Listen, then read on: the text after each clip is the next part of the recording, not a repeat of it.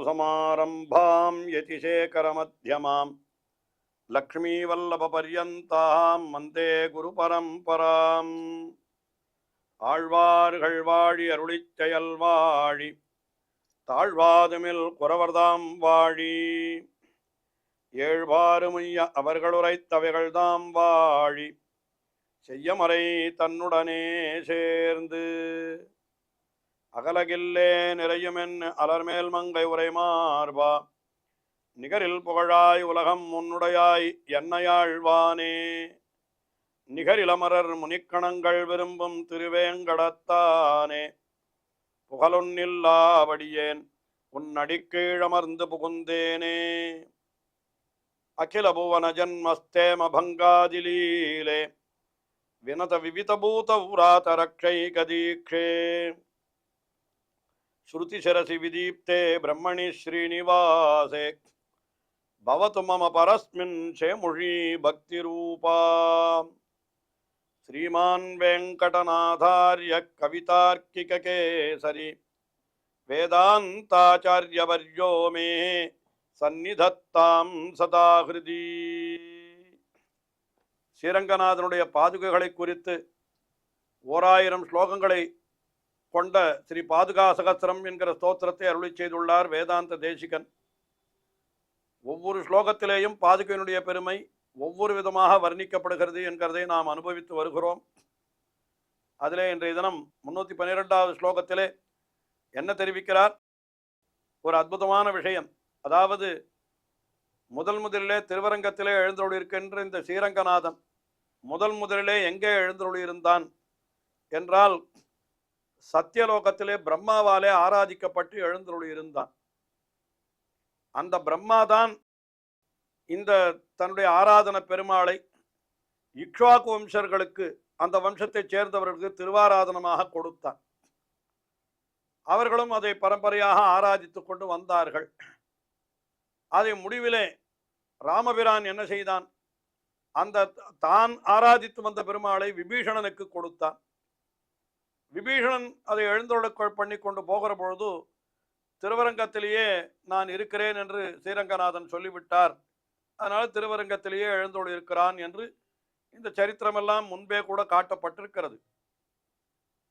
ஆனால் இந்த ஸ்லோகத்தில் என்ன அருளி செய்கிறார் வேதாந்த தேசிகன் என்னால், இத்தனை இடங்களுக்கும் அவனை எழுந்தொழ பண்ணி கொண்டு வந்தது இந்த பாதுகை தானே. எங்கிருந்து? முதல்ல சத்தியலோகம், சத்தியலோகத்திலிருந்து அயோத்தியை, அயோத்தியிலிருந்து திருவரங்கம் வந்த பிற்பாடு இன்னொரு இடத்துக்கு போகவில்லை. அதனால அந்த இடங்களை விட திருவரங்கம் உயர்ந்தது என்ற கருத்திலே ஒரு அற்புதமான அர்த்தத்தை அருளி செய்கிறார் இந்த 312வது ஸ்லோகத்திலே.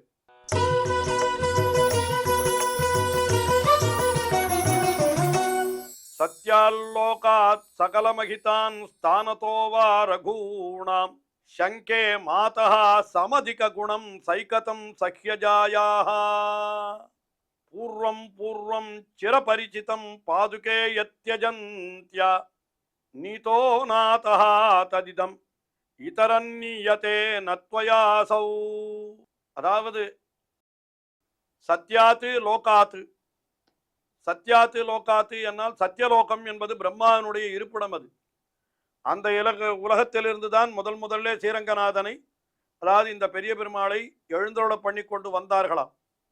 அது யாருக்கு வந்ததுன்னு கேட்டா ஸ்தானத்தோவா ரகுணாம், ரகுணாம் ஸ்தானத்தோ. ரகு என்னால் ரகு முதலான அரசர்கள் இருந்த இக்ஷ்வாக்கு வம்சம் அந்த ஸ்தானத்திற்கு வந்து சேர்ந்தது. ஆனால் இப்பொழுது என்ன சொல்லுகிறார் வேதாந்த தேசிகன்? சங்கே மாதா சம் அதிக குணம் சைகதம் சஹ்யஜாயாக.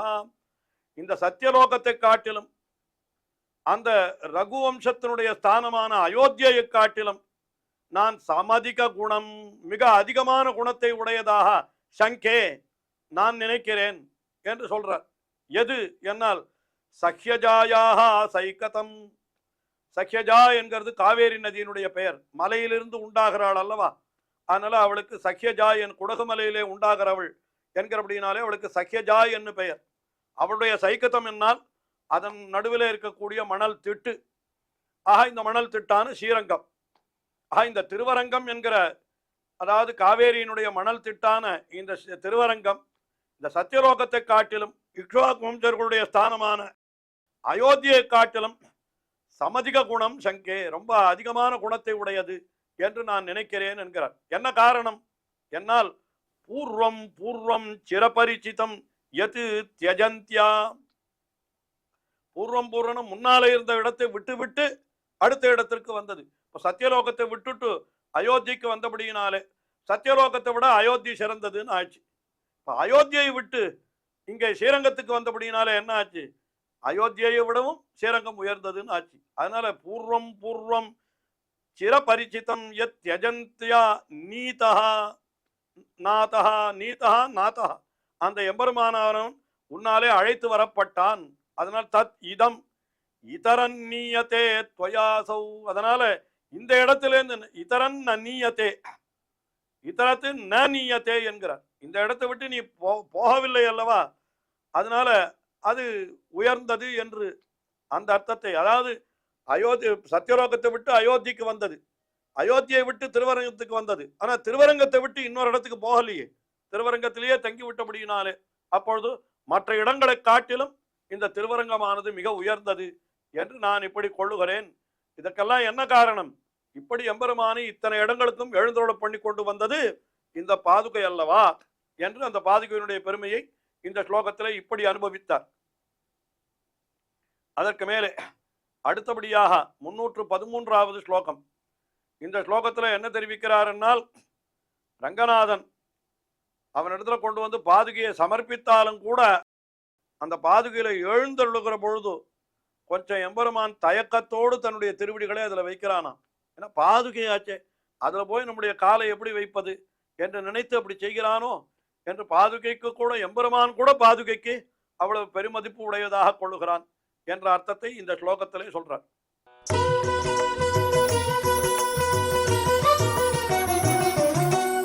அக்ரே தேவி த்வயி சுமனசாம் அக்ரிமைரந்தரங்கைஹி விந்யஸ்தாயாம் வினயகரிமா வர்ஜிதாதுத்தமாங்காத் தத்தே பாதம் தரமுகுளிதம் த்வத்பிரபாவாதிசங்கி தேவஹ ஸ்ரீமான் தனுஜமதனோ ஜைத்ர யாத்ரா ஸ்வனன்யா. அதாவது எம்பெருமான் அவன் வழியிலே எழுந்தொழுகிறான். எதற்காக? தனுஜமதனஹா என்னால் என்ன அர்த்தம்? அசுரர்களை எல்லாம் அழிப்பதற்காக அழிக்கிறவனான எம்பெருமான் அவன் வெளியிலே எழுந்தொழுகிறான். அப்படி எழுந்தொழுகிற பொழுது என்ன பண்றான்? ஜைத்ர யாத்ராசு அனன்யா, ஜைத்ர யாத்ராசு, அந்த அசுரர்களை எல்லாம் அழித்து வெற்றி பெற வேண்டும் என்பதற்காக தேவஹா ஸ்ரீமான் அவன் எழுந்தொழுகிற பொழுது அப்பொழுது என்ன பண்ணுகிறார்கள்? பிரம்மா முதலான தேவர்கள் இந்த பாதுகையை கொண்டு வந்து அவன் முன்னாலே சமர்ப்பிக்கிறார்களாம். அதற்கு முன்னாலே பாதுகை அவர்கள் தலையிலே சுமந்து கொண்டிருக்கிறார்கள். அதை சொல்றார் பாருங்கள். என்ன சொல்றேன்னா, அக்ரிமைஹி அந்தரங்கைஹி விந்யஸ்தாயாம், அக்ரிமைஹி மிகவும் நெருங்கியவர்களாய் இருக்கக்கூடிய அந்தரங்கர்கள், முதல்வர்களாய் இருக்கக்கூடியவர்கள் பிரம்மா ருத்ரன் முதலானவர்கள். அவர் என்ன பண்ண அங்க கொண்டு வந்து அந்த வினயகரிமா உத்தமாங்காத்து வர்ஜிதா, மிகவும் பணிவோடு தங்களுடைய உத்தமாங்காத்து வர்ஜிதா, தங்களுடைய தலையிலிருந்து அதை நீக்கி, அதாவது பாதுகையை தலையிலே தான் அவர்கள் தாங்கி கொண்டிருக்கிறார்கள். யார்? பிரம்மா ருத்ரன் முதலான பெரிய தேவதைகள். இந்த எம்பெருமான் வெளியிலே அசுரர்களை அழிப்பதற்காக புறப்படுகிற பொழுது அந்த பாதுகையை அவர்கள் தலையிலிருந்து நீக்கி கொண்டு வந்து எம்பெருமானுடைய திருவடிகளிலே கொண்டு வந்து வைக்கிறார்கள். தத்தே பாதம், அப்படி கொண்டு வருகிற பொழுது பகவான் என்ன பண்ணுகிறான்னு கேட்டா, தர முகுளித்தம் தொத் பிரபாவ அதிசங்கி தத்தே, அந்த பாதுகையில தன்னுடைய திருவடிகளை வைக்கிற பொழுது தொத் பிரபாவ அதிசங்கி, உன்னுடைய மேன்மையை மனத்திலே நினைத்தவனாக என்ன பண்ணுகிறான்? தர முகுளித்தம் பாதம் தத்தே, அப்படியே கொஞ்சம் தன்னுடைய திருவடிகளை கூட கொஞ்சம் குறுக்கி கொண்டு, அந்த விரல்களை கூட கொஞ்சம் நெருக்கி கொண்டு அப்படி அந்த பாதுகையிலே தன்னுடைய திருவடிகளை வைக்கிறானோ என்று இப்படியாக ஒரு அர்த்தத்தை சொல்கிறார். அதாவது என்ன அர்த்தம்? சாதாரணமாக பாதுகையில காலை வைக்க வேண்டுமானால் கொஞ்சம் விரல்களை எல்லாம் சுருக்கி கொண்டு வைத்தல் என்கிறது இயல்பது. ஆனால் அதுக்கு அழகான அர்த்தத்தை சொல்லுகிறார். என்ன சொல்லுகிறார்? எம்பெருமான் பாதுகையில கொண்டு போய் கால்களை வைக்கிற பொழுது கொஞ்சம் என்ன பண்றானா, அந்த பிரபாவ அதிசங்கி என்று சொன்னார். அதுதான் முக்கியமான விஷயம். உன்னுடைய பிரபாவத்தை நெஞ்சிலே கொண்டு அதனால கொஞ்சம் சங்கோச்சத்தோடு என்ன பண்றானா, தன்னுடைய திருவடிகளையும் கொஞ்சம் சுருக்கி கொண்டு அப்படி முக்குளித்தம் தர முக்குளித்தம் கொஞ்சம் அந்த திருவடியை சுருக்கி கொண்டு விரல்களை சேர்த்து கொண்டு அப்படி பாதுகையில கொண்டு போய் வைக்கிறான் என்று அப்படி எம்பெருமானும் கூட கொஞ்சம் தயங்கும்படியான பெருமையுடையது பாதுகை என்ற அர்த்தத்தை இந்த ஸ்லோகத்திலே தெரிவித்தார். அடுத்தபடியாக 314வது ஸ்லோகம். இந்த ஸ்லோகத்தில் என்ன தெரிவிக்கிறார்? எம்பெருமான் உலகத்தை எல்லாம் காப்பதற்காக அடிக்கடி வழியில சஞ்சாரம் பண்ணுகிறான். அப்படி சஞ்சாரம் பண்ணுகிற பொழுது அதுல அந்த வழியெல்லாம் என்ன ஆகிறது?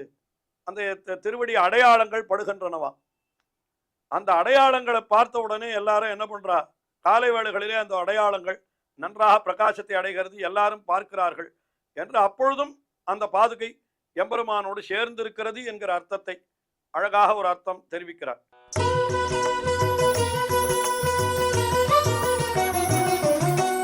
பௌரோதந்தான் பரிகலயித்தும் பாதுகே சஞ்சரிஷ்ணோ வியக்தா வியக்தா வசிக விசிகாவர்த்தினி ரங்கபர்த்துஹு வேலாதீத ஸ்ருதி பரிமளைஹி வியக்திம் அப்யேதி கால்யே விந்யாசைஸ்தே விபுத பரிஷன் மௌளி விந்யாச திருஷ்யைஹி.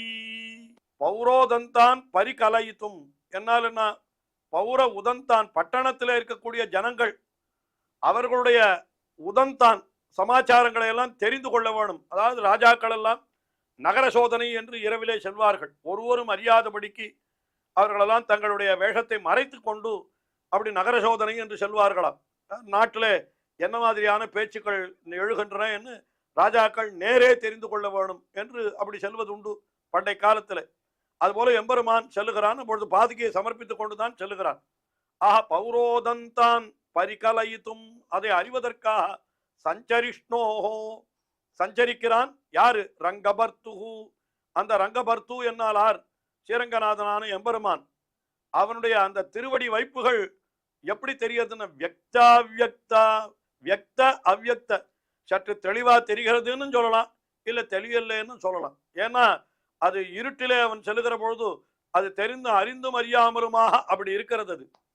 அது எப்படி இருக்கிறதுன்னு கேட்டா அவன் போகிற பாதை அது எப்படி இருக்கிறது என்னால் வசிக விசிகா வர்த்தினி வேல வேலாதீத, அதாவது பெரிய சாலையாய் இருக்கிறது.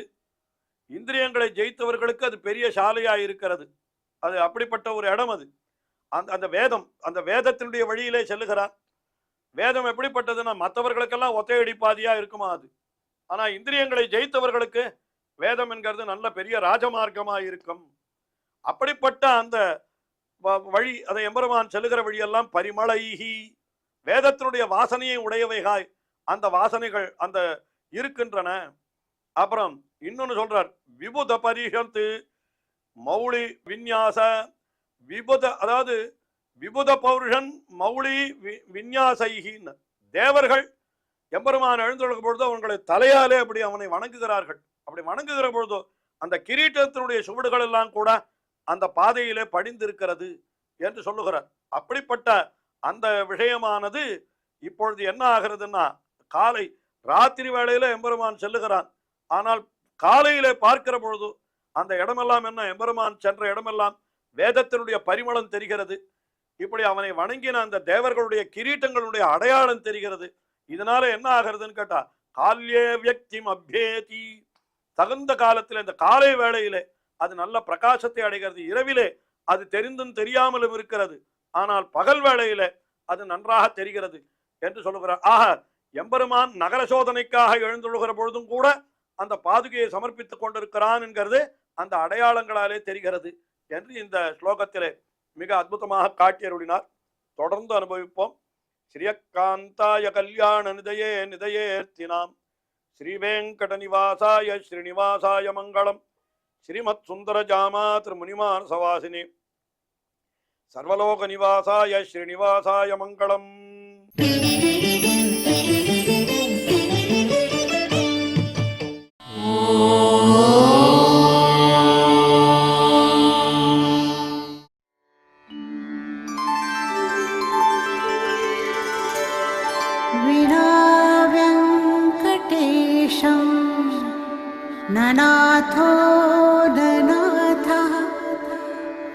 सदा वेङ्कटेशं स्मरामि स्मरामि। हरे वेङ्कटेश प्रसीद प्रसीद। प्रियं वेङ्कटेश प्रयच्छ प्रयच्छ।